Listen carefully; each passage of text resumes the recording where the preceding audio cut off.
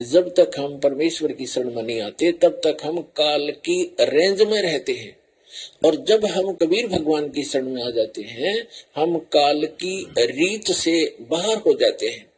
फिर उसका विधान हम पर लागू नहीं रहता, हम परमेश्वर की शरण में आ जाते हैं। और समर्थ की शरण में जो आ जाता है उसको फिर बाहर का व्यक्ति दुखी नहीं कर सकता। उसको स्वयं पता होता है कि इस आदमी के इस शरणागत को छेड़ दिया तो ये तेरा बक्कल उतार देगा। इसी प्रकार हम समर्थ की शरण में आ गए हैं।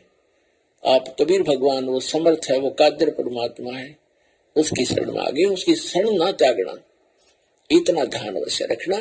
छोटा मोटा कष्ट भी होता है नाम लेने के बाद, तो ऐसे समझना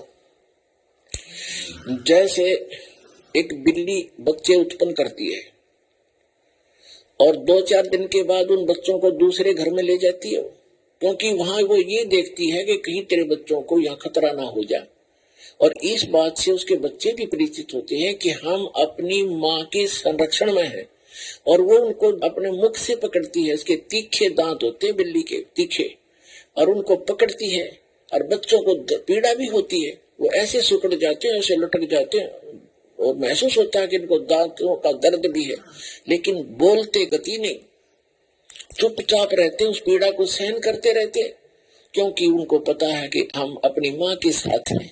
ये थोड़ा बहुत कष्ट भी है तो हमारा जीवन रक्षक है, रक्षा हो रही है। तो उसको उठाकर वो दूसरे सुरक्षित स्थान पर अन्य मकान में ले जाती है, सबको बारी बारी वहां पहुंचा देती है।